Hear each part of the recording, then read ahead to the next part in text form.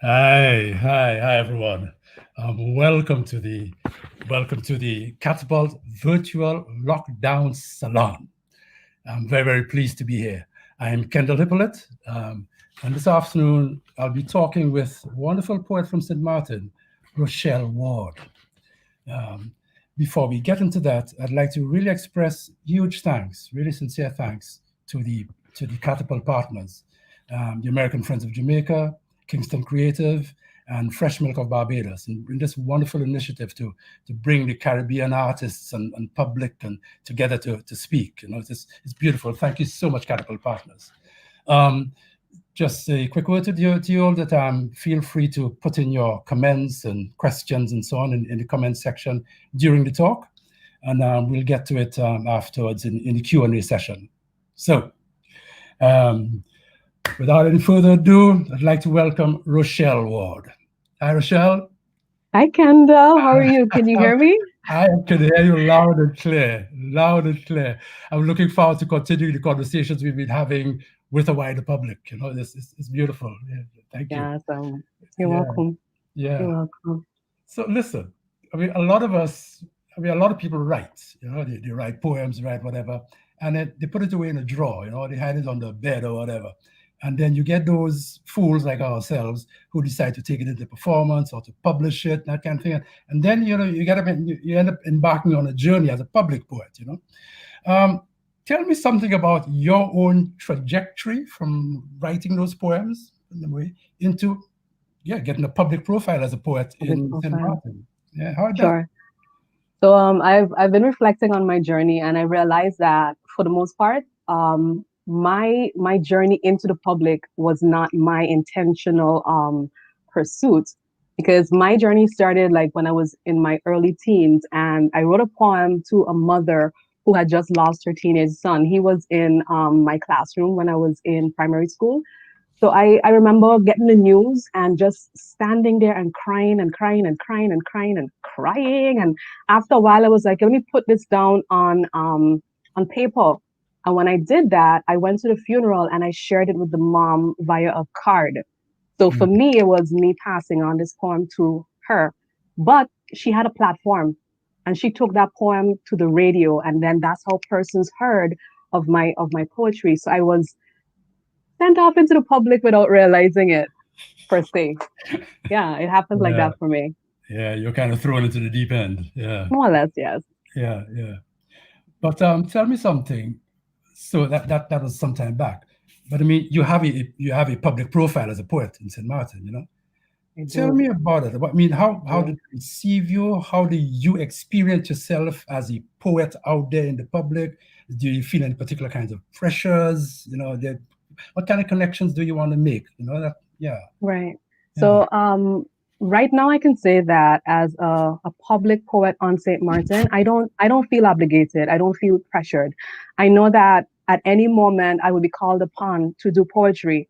So in some cases, I would always try and continue my writing. And when that time comes and I'm called upon, I'm ready. A lot of my poems have to do with culture and nostalgia and the histories that we have personally. So if there is an event and someone calls me and I have nothing on that topic, I would go ahead and write something, and I would review until the day comes so I can present. So there's never a moment where somebody might tell me, okay, can you come and perform? This is our topic, and I'm like, I don't do those topics. I've never had that because people know me as a culture. So they wouldn't ask out of the box, request. Yeah. That's an interesting phrase you use there. So you say people know me as culture, Yeah. Ooh. Well, yeah, right? But going through the sample of poems that you sent me, and I was going through them. Not all of them are exclusively that, like culture and identity and heritage and so on. But a number of them, in one way or another, speak to that. What I'd like, before I want to get into that a little more, but I'd like if you would. I've had the pleasure of experiencing a couple of those poems on paper. I'd like if we could share with the public one of those poems that really kind of caught my imagination. It's called the Hotel. The Hotel. Yeah, Yeah, I can read that one. I mean, everybody in the Caribbean could relate. There is a I hotel on tell almost you, every yeah, single that's Caribbean soon island. I read, yeah, man. Yeah. Share Everyone. the, Okay. yeah. So the title of this poem is The Hotel. The gray walls are blank, bored like mountain monkeys, and old ink invades the atmosphere. Before brown people and their choreographed still life portraits faded in the sun. Now they are painted over, except for their tongue, live in its juices, and dips the ink into memory, and with strong strokes repaints what has once been there. It is a fragmented history, but ours nonetheless. It is a fragmented history, but ours nonetheless. Yeah. Those lines struck me from the first time I read them, and I say it's such a Caribbean poem. Yes, it is. Listen, St. Maarten. I want to get into St. Maarten a little bit, but I'm thinking, do you get a sense of how people respond, say, to let's just lock in for the time being on that poem? You have a sense of how persons respond to that? Do you get comments back from them? You know, to tell you the truth, Kendall, that's the first time I'm doing that poem in public, period.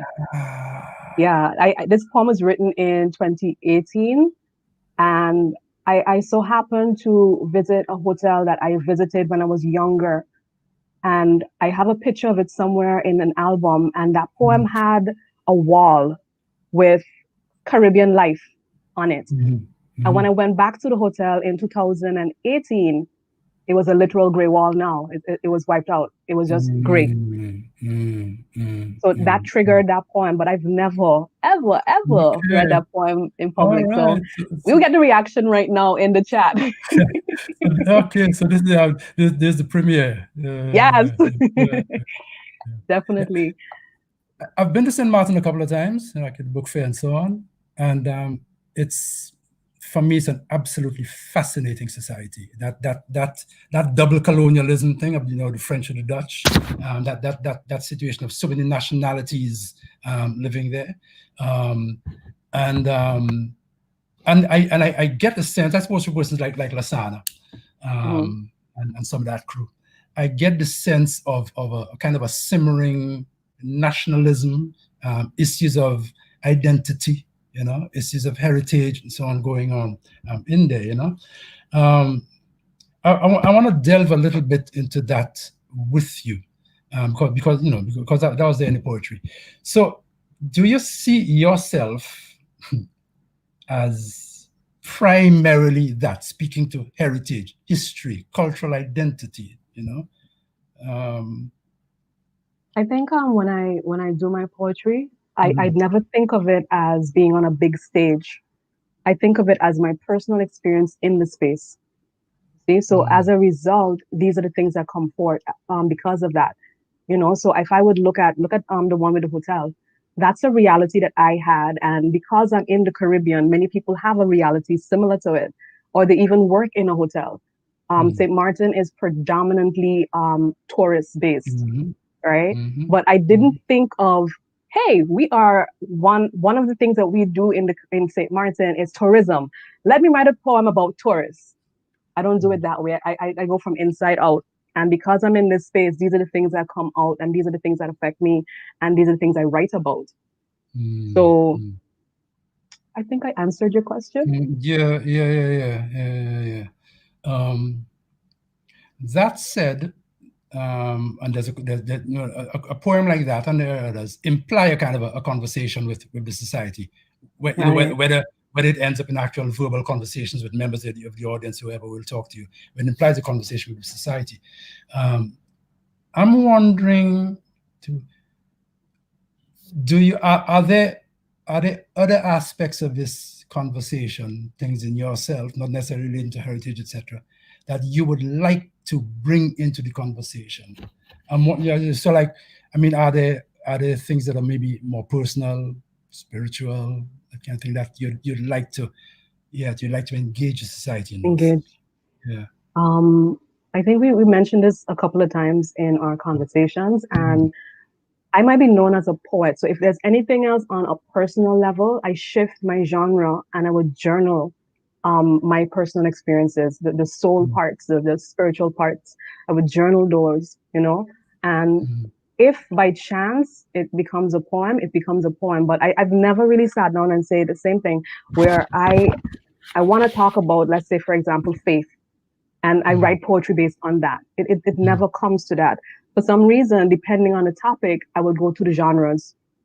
You know, if something grabbed my attention, last Saturday, the Saturday that just passed, I had a conversation with Rhoda Arundel, and we were on the radio program One St. Maarten, and a gentleman was on before me, and he said something about the fact that whenever we have natural disasters, we always go back to our heritage or roots. We go back to the tree rocks that we cook on, right?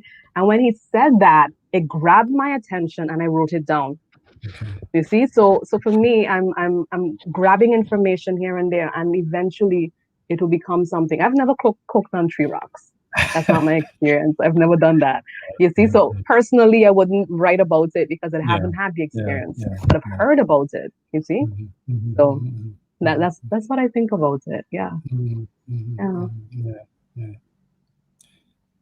Now you're writing in St. Maarten, and let me tell you, I mean, I'm sure you know, St. Maarten is 37 square miles, right?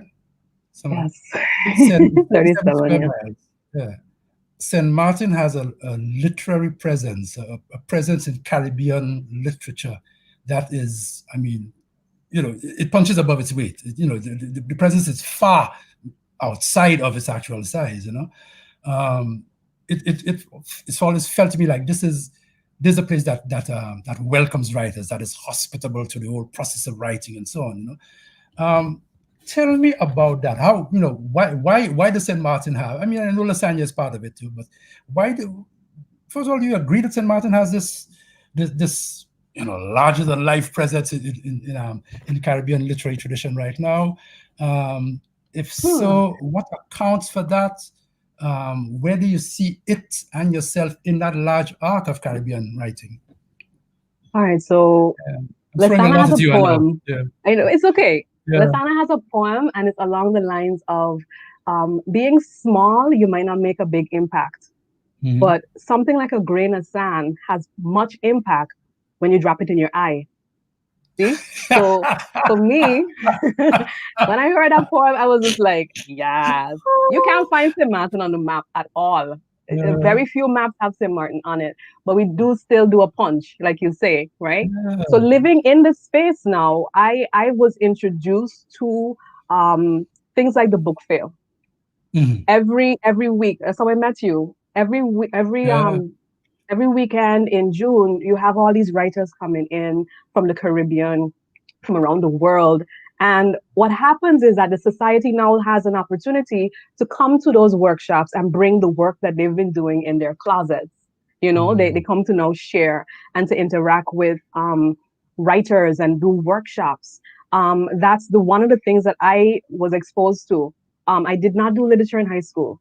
And as a result, when I got back, now I got a little hungry because it's like, where's our writing? Who writes and where's our stuff, right? Because I didn't do literature in high school. I did it in college, but it was American and British, you know how that is. So going back to the question of where do I see myself in all of this, I haven't been looking very big at all. But I've seen news of how our writers are making an impact around the world. You know, I see news about Lasagna when he's performing in China or Brazil. So those kinds of things make me aware that there is a space for St. Maarten writers to go out and drop our little sand in the eyes of the world and make an impact. Other than that, I'm not too familiar with the day-to-day process with individual writers during the year, because again, once the book fair is done, my head is back down into the books and I'm focusing on regular life.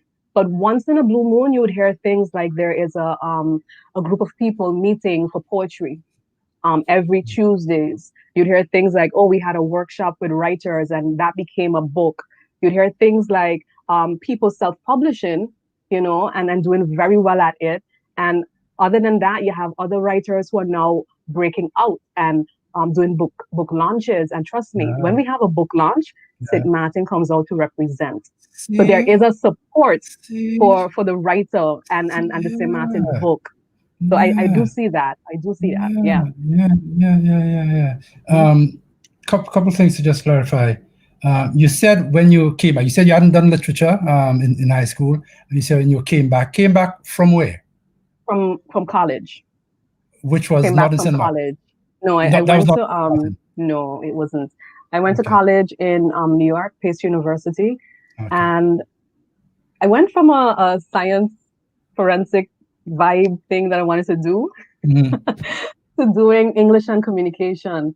And when, it was a big jump, but I'm like, why am I doing science? I don't love it. And I realized that I love words. I love interaction. I love communication. I love the word, So I did that.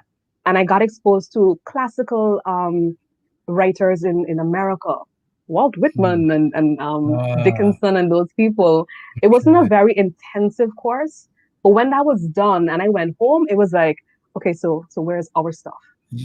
Where's our stuff? I need to play catch up now. Where's our stuff?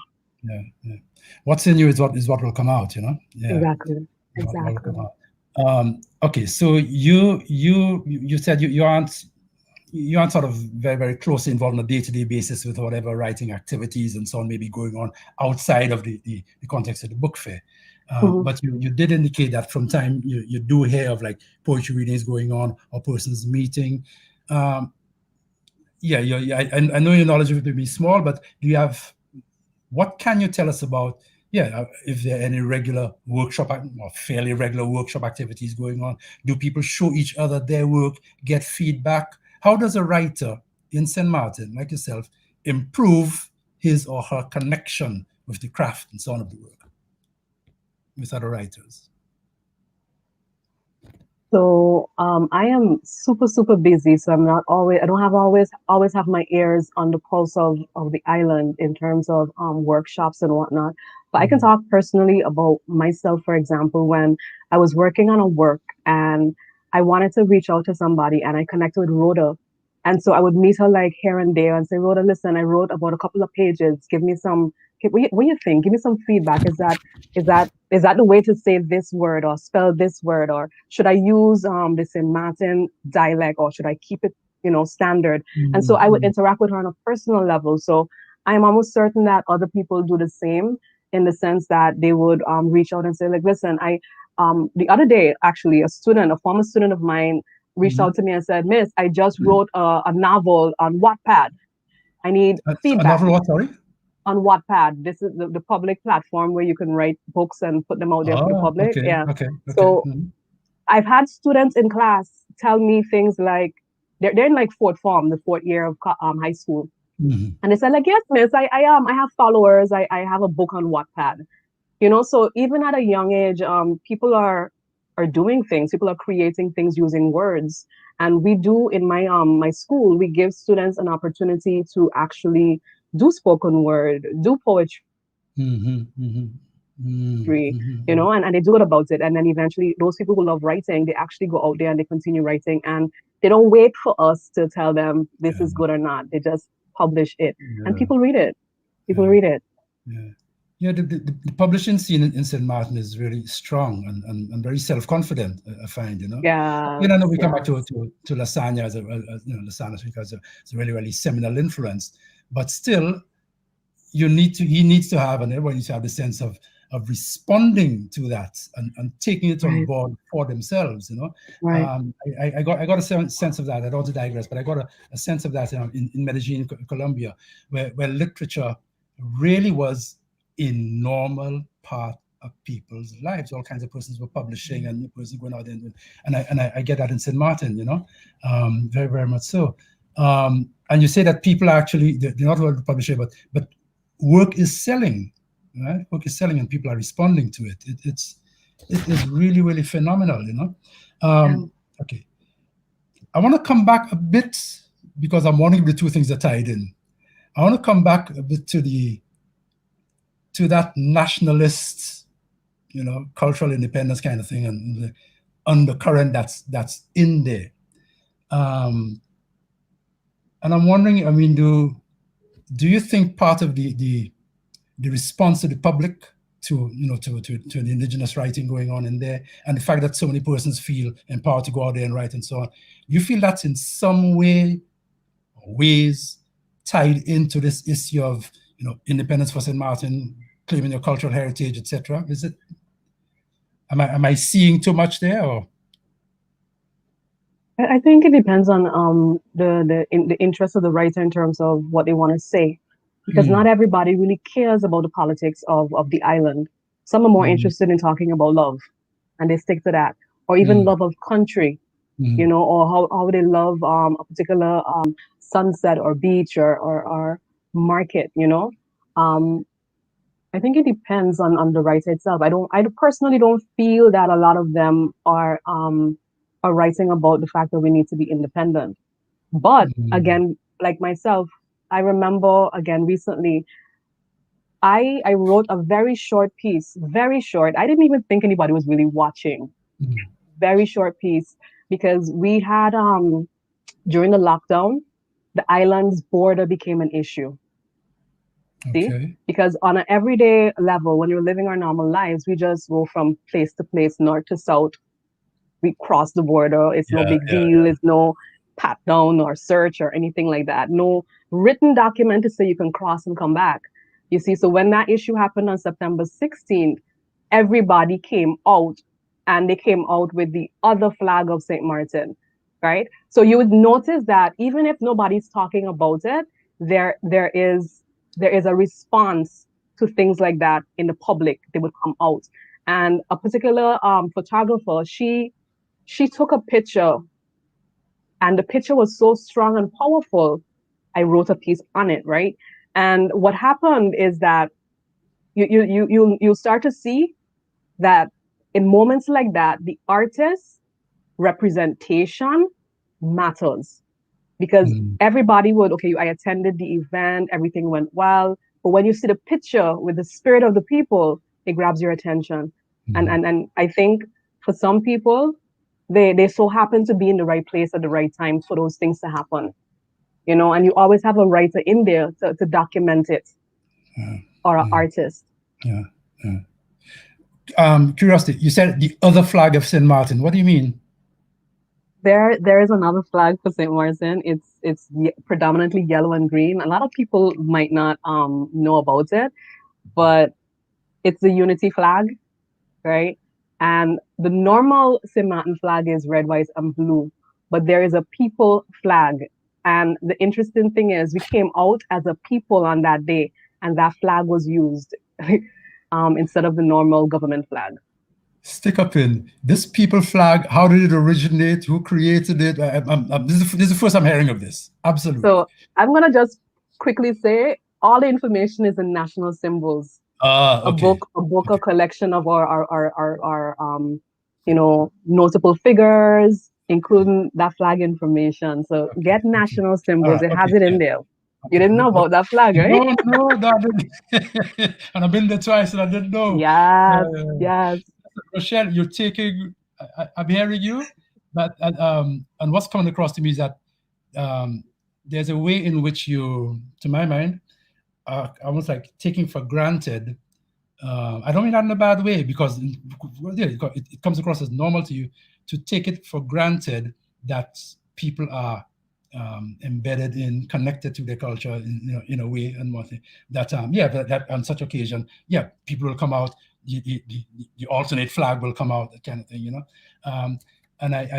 and while I do hear you that yes, of course, persons will write about love, they will write about landscape and that kind of thing, but I just can't help but feel that strong sense of connection of the literature and the actual and the actual sociopolitics, whether it's overt or otherwise, I want to go a little bit into your process or lack of process as a writer. It struck me when I was looking at the sample pieces. I think it was about 15 poems. the visuality in the poems really struck me. There really were some interesting images. And a little from now, I'll ask you to, there's a poem I'm going to choose to ask you to bring that out. So there's some interesting visuality, interesting images going on in the poems. And yet at the same time, because I'm a fanatic about craft in poetry, for me, sometimes I thought I was seeing missed opportunities to shape the poems rhythmically, Right. And so that kind of had me wondering, and I'm wondering out loud now too. Yeah, I want us to talk about craft in poetry. Like everybody has a first draft. I want you to take me through a bit. How do you go from what you consider to be a first draft to what you consider to be the final, or final or not? This is this it. I can't do any more with it. What happens from there to there? What's your craft process? Okay, so I'm gonna use the Suoliga poem as my example. When I first wrote that poem, it was actually about 4 poems, separate, individual, not connected poems, right? So I think that sometimes poetry comes to me in pieces, not as a whole. So for that particular poem, I wrote down 4 lines for one section, another line, and when I looked at it, I realized, wow, all of these things are connected. So I started to sew it together, right, and make it into one poem. On the other hand, there are times when I have a poem. In that moment, it feels like, okay, this is what I want to say. And I go line by line and ask myself, can I see this? Is this complete? I try to break it down into questions, because sometimes when you write something, you think everything in your head came out on the paper. Yeah. Right? You think so. So what I would do, I put it away for a little bit and I come back at it and ask, like grill myself, interrogate myself and say, this first stanza, what is it about? What's missing? What's going on here? Why are you saying it that way? Can you use a different word? I have not gone so deep that I'm going word for word and living in a dictionary, but I ask myself these questions. I write down the lines, and I don't always start off with a draft and then say, well, let me make this into a sestina. Do I have the structure down? I don't go in that direction. I write it, I ask questions, I put it away. I go over it in my mind, and I ask myself and I adjust. And then after, I would say, let me leave you alone. And sometimes a year later, and I read it and I ask myself, who wrote this? Or I would say, no, I'm not there anymore. I think we need to restructure completely. I don't really want that to go out into the world. Let's restructure. This is a stronger message. This is what I really want to say. You mentioned the poem Suoliga, and you've got a wonderful video of it that I really took to. So I'd like if we can get to see that video right now.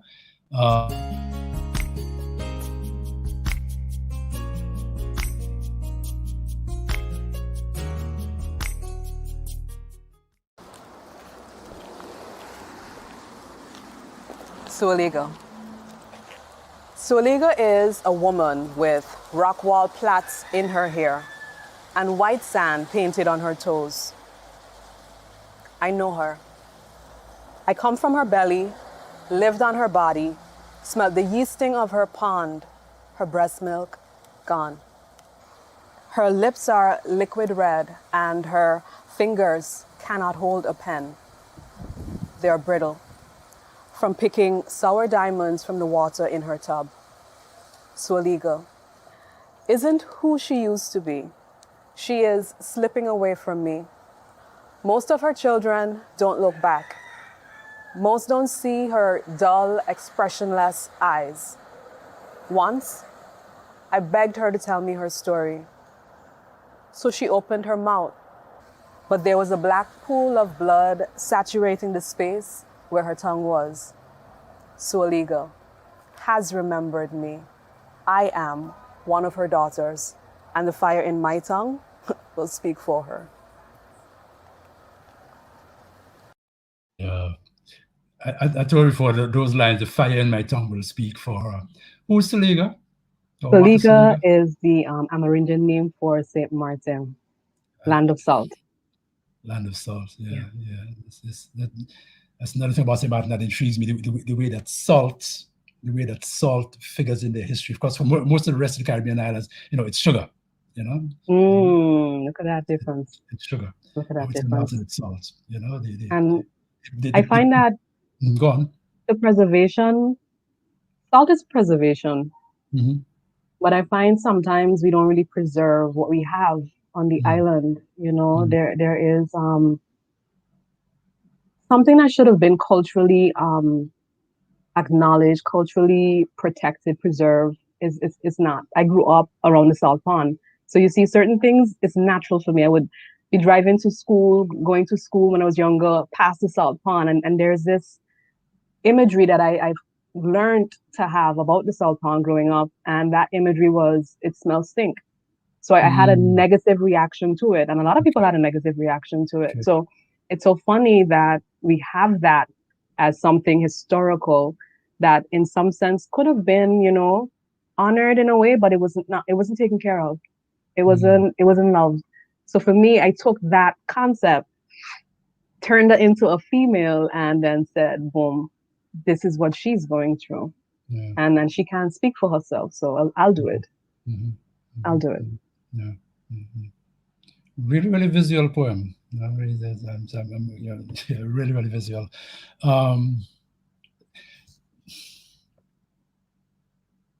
How do you see yourself sitting next? I don't know. I mean, not saying you have a program, but ideally, next 5-7 years for you as a writer in St. Maarten. Ideally, what do you want to see? And how do you make yourself get closer to what you want to see? In terms of my work or the island itself? Both. In terms of your work and in terms of the relation of your work with the island. So for me, my work, I feel a little bit clearer as I'm going along, especially in this year, what I do and how I do it. So I'm in terms of clarity, in terms of content, I see myself in the next few years, 5 years, 7 years, producing up to like 6 to 7 collections, because now I understand my areas of themes and I can dig deeper into those areas. So for me, I can produce more, understanding myself more and the topics that I deal with. In terms of my work in relation to the place I reside in, I hope that I can somehow foster and help create a love for what we have, right? And to speak on behalf of the people, not being in a arrogant way, but again, I've experienced this place and this is how I experienced this place. And as a result, I am recording my experience.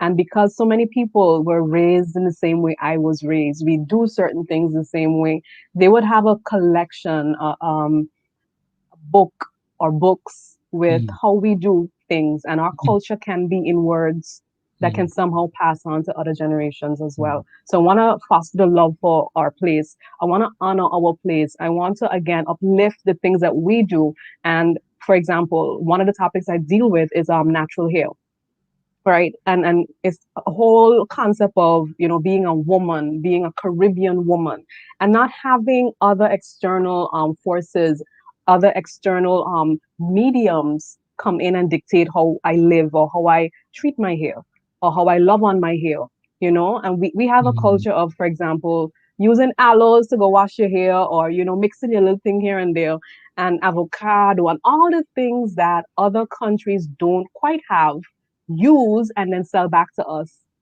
You see, so for me, there's certain areas that I am very passionate about.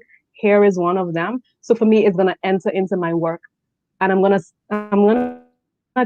try and I'm not bashing anyone. I'm not gonna bash. I'm gonna educate. I'm gonna share and say, listen, this is our hair. You got love on your hair, man. This is how we live. Women head wraps. We have a culture of head wraps.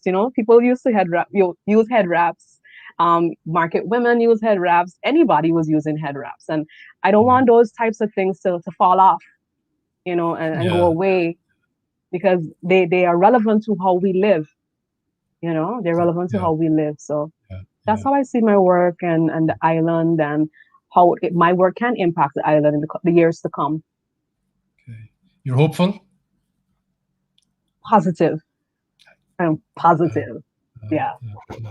I'm going to ask you to read something in a while, but first I want to again thank the Catapult partners, the American Friends of Jamaica, Kingston Creators, and Fresh Milk for really providing this wonderful opportunity, for all of us to talk from the comfort of our own rooms and spaces all across the Caribbean. Would you do the poem Unhatched? I'm back to my thing of visuality in poetry. So some of them really kind of just struck me. Okay, Unhatched. Yeah, lovely. Thanks. My grandmother's house picked up its skirts and stepped across a narrow footpath, a crooked eyebrow on the map above Charlestown, too narrow for cars to pass. A rusting drum collects rainwater beside her wooden leg, and like a hen, she straddles a box of old books with winter worms, borrowing cities beneath words and pages. These were the only books I've ever feared. Oh Lord, yeah. No, that opening image there, just really knocked me out. Do you paint? Do you draw? Do you do visual art in any way? Once upon a time, I find that any type of creative work, I will be there, but I would not go and pursue it in terms of mastery. I would do it for fun. So I would take an art class and just do like a pottery once and just do. One of my favorite art forms is actually cooking. Because for me, cooking is almost all the senses, the smell, the touching, the textures, the taste. Oh, the taste, and I was telling somebody yesterday actually that I challenged myself and I became a vegetarian for about 5 years. Not because I wanted to save anything, but because I'm like, what can I do creatively in terms of food? And so creatively, I kind of touch in different areas because I like to. It's holistic for me. You said a little earlier, cooking for me, by the way, listen, I tell people, I learned time management from two things: directing and cooking, honestly. Because with both of them, once you start, you got to keep you got to keep your eye on your focus on a number of different elements and bringing everything together. Right. Right. So That's taste correct. fine, the whole time management here is wonderful. Kind of slipped me what I was about to ask you. Okay.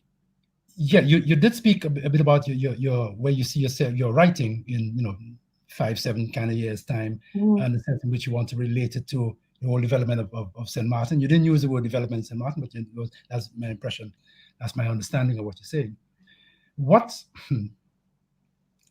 feels like an almost unfair and tough question, but what kind of shape of society would you like to see St. Maarten becoming? Yeah. I think I was influenced by Lasana a little bit. The whole concept of being independent. For me, I would like to see my society stand on its own, not necessarily to be, we are independent, we don't need anybody, not like that. I want it to be a place where the young people can actually, again, go back to our origin in terms of become entrepreneurs, be unafraid of being creative, be unafraid of producing work and go out and do things in the world. So you don't have to, of course, stay in St. Maarten, but you can do great things and be just as proud as any other national, any other place, and represent your territory, And for me, I prefer that kind of spirit, a spirit of we can do excellence and we can do it well and we do it in all areas. And to have that confidence and fearlessness to do so, and on top of that, be the kind of people who cherish where we are. So if if it so happens that somebody comes into our space, and let's say a very simple example, they drop a napkin in the middle of Front Street and they keep walking, you Right. have that national reaction of, excuse me, miss, we don't do it here. We value the place so much. We take good care of it. And you can feel and you can see the love that we have for our country, the way we take care of it, the way we talk about our people, the way we talk about our work in the world. That's what I would love. Yeah. That's an interesting example you brought on there. It's so simple about they drop a piece of paper or napkin, whatever, and then you have the confidence to tell them, no, that's not how you do it. You yourself exemplify that spirit so much. I'd like to welcome the audience to with their questions and comments and so on. Right now, feel free to jump in. Anybody wants to say anything? I'm looking forward to seeing the kind of questions and comments that come up. So Annalie's asking whether you can talk about the role of the House of Nehesi Publishers on your professional development, and the literary environment in St. Martin and the wider Caribbean. Yeah. Key question. So, I was introduced to Lasana via Rhoda, right? And as a result, I was able to actually have a network of people that actually included House of Nehesi, right? And because I was the kind of individual I attended, I was a part. Let me just take a minute. Rhoda, because you mentioned the name twice. I know who she is, but can you just say a little bit so we have a sense of? Rhoda is she was once upon a time. This was not her cultural identity though. She was once upon a time one of the ministers on the island. She is a linguist, an educator. She is very passionate about young people and volleyball and sports. Right. So I met her via the university. So she came with her circle, and Lasana was included in that circle, and Suja Ref was included in that circle. And because I'm connected to these people, I have connections with other people as well. I got involved and I learned about Clara Race, who is, I would call her the bearer of our national dance, right? So I got introduced to House of Nehesi. Because House of Nehesi was so visible to me, I got more interested in my own writing. I learned of other writers. They also partner with the St. Martin Book Fair, Conscious Lyrics, the University of St. Martin. So when they did that, they started having every single year the annual book fair. They were basically giving the St. Martin people an opportunity to have a space to come to and actually develop yourself culturally. Right. So it wasn't only poets, it was writers, visual artists, people who do music, rap, so we had a space to come together and actually bring what we're working on. And there's this anticipation when it's coming up, you go and you look for your writing, and so it has been key, because many of our young people, they go through school and there's hardly any idea that, you can become a writer. You might be the next St. Martin writer. So they having developed that space helped, make it more of a reality. And you have a lot of writers who were able to publish as a result of having access to House of Nehesi. You see, because if you think of publishing off the top of your head and you're coming from this like little island, you might be wondering, who can I connect with and should I be publishing, So you're kind of a little daunted by the whole process of publishing a little bit. And House of Nehesi was able to actually give us that kind of space to do all of that. Yeah, it's because I'm telling you, St. Martin normalized for me. It really kind of was the observer of normalizing the place of literature in people's lives. At some point in my growing up, when I travel, I went to Jamaica, other places, and so on. I realized what a gift I had growing up in St. Lucia. Not that I wanted to be a writer or anything like that, but just the idea of growing up with the idea that it's okay to write. And the Walcott example was large. It wasn't oppressive. I never found it oppressive, but it was large. It normalized the idea of being a writer and so on. There's a certain amount of self-publishing in St. Lucia, not to the degree of St. Martin, because St. Martin has the infrastructure for it. Another thing that we don't have here, But that's a tremendous gift, really, really tremendous gift that House of Nehesi and Lasagna did, And sometimes you don't see it, Kendel, because you're smack dab in the middle of it, so you don't really see half of the things you tell me, I'm like, you see that? I don't see Yeah, that because I'm right in the space. You yeah, see, I'm in the exactly. space. I don't really see it. Exactly. Yeah. Yeah. So it's how to add to it, how to expand it, and in a way, how can that example? I'm not saying that's a burden on you, but how can that example inspire other Caribbean islands Yes. that I mean that no doubt that there be as much talent around, but it's not highlighted, it's not channeled, it's not brought to the society and brought out into the wider world. How can the example of St. Martin help to make that happen? So I'm not throwing Right. that at you. I'm just kind of thinking Okay. out loud. Um, I'd love to hear you read another poem. The great auntie's hair. Well, because you mentioned hair a little earlier on, and you're interested and so on. Great auntie's hair was one that struck me. If you can get to that, and Okay. I'd love to And then hear we it could again. probably get another question as well. Yeah. Um, Oh yeah. The questions are welcome, people. okay. Very, very welcome. So this is a very Mhm. short poem, and we could probably say the question first, and then we'll Okay. do the short poem. Okay. Fine. Are you seeing the Okay. question? Yeah. Yeah. So Okay. Bim Vibe says, "How can I become a poet? And what do you recommend I do?" Perfect. So guess what? You are already a poet because you opened your mouth this morning. You probably said good morning. You said something to somebody. So consider yourself, and I give you all privileges. You are already a poet. Number one, because you speak. Number two, because you're interested. The thing I would like you to do to become official is that with any skill set, you need to first, of course, do what poets do, right? So I can't call myself a poet and don't write poetry.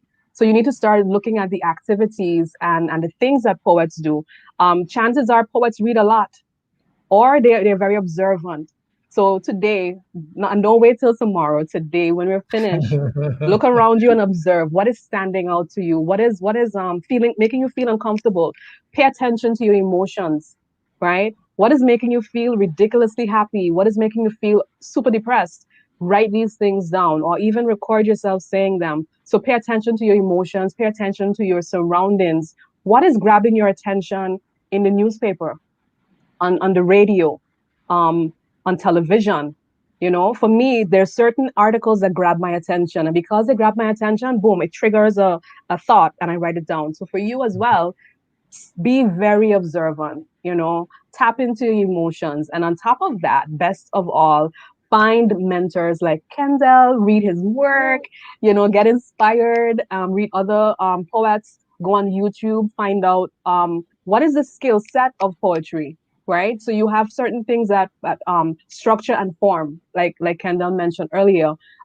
What is a poem? The Yeah. types of poems.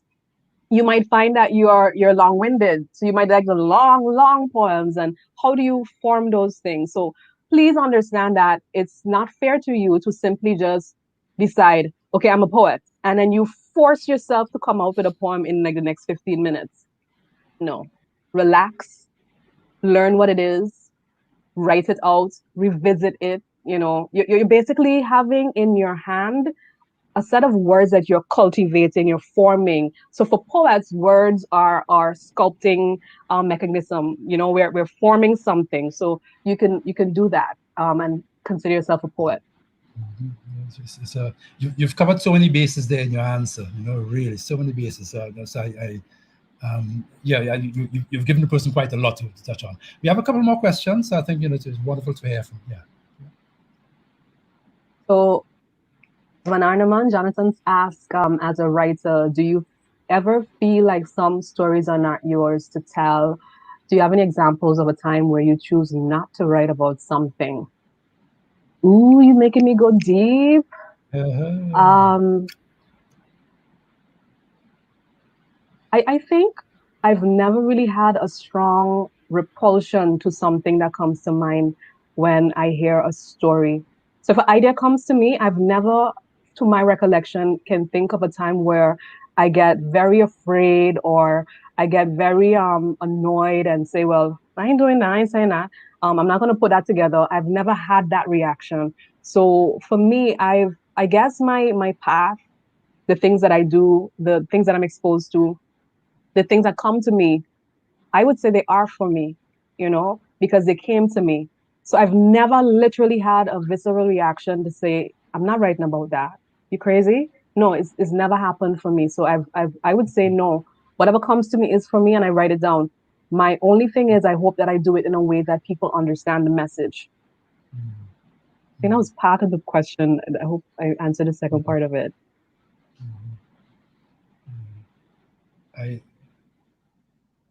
Okay, a time when I choose not to write something. Actually, I could tell you about one incident. And it wasn't because it was not mine to tell. It's because I got so scared only because I thought I could not come back if I went down that hole. I was writing about a birth, and in the middle of writing it, I catch myself and I was all crying and getting all emotional, and I'm like, okay, I can't do this anymore because it was so heavy. So in terms of fear of telling the story versus fear of going even deeper, I think that's a little different. So that would be one example that happened to me where I did it. I wasn't expecting to get so involved, so immersed, so overwhelmed. And I realized I need to find the time to get to that space and also find the time to get back out. So that would be my example for you. Are there any other questions? I'm not certain. No? Literary you want to read this one, Kendel? Yeah, thanks so much, Kendel and Rochelle. What are your thoughts, as the two of us, on literary festivals in the region in terms of both professional development and building a regional community? Yeah. I have benefited so much. I'll just speak for myself very, very briefly. I've benefited so much from those I've attended, Calabash and Bocas, the one in Barbados, I'd love to go to some of the others, like in Montserrat and so on. You really, man, you really, what Americans call bang for the buck. So much comes out of that. You can't always quantify it, but so much comes out of that. So much, because Mia Motley, I mean, in a normal, that tremendous speech, spoke to the sense of understanding our own size in the world.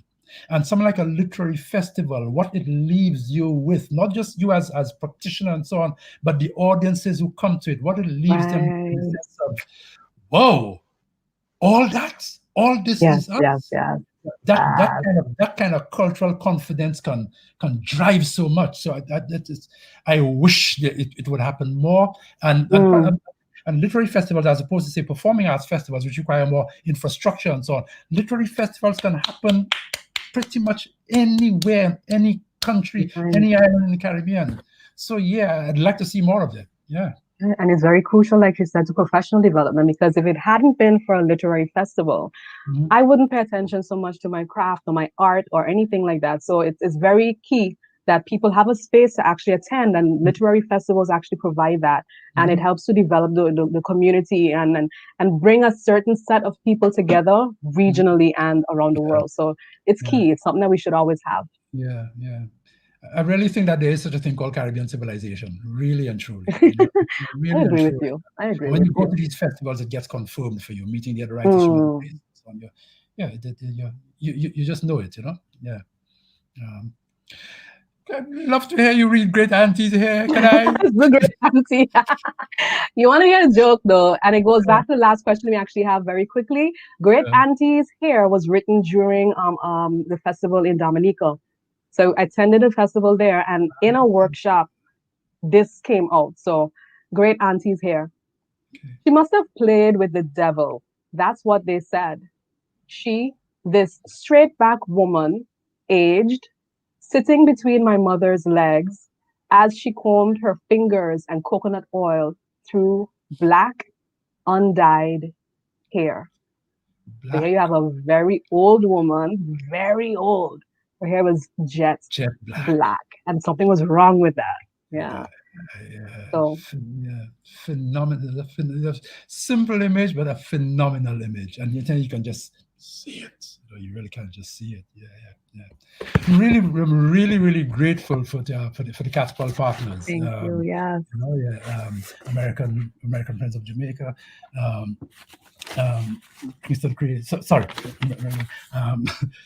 let me get that right. Yeah, the American Friends of Jamaica and Kingston Creative and Fresh Milk Program. I'm really grateful for them for making this salon and all what they've done before and all what's going to come up, for making this happen.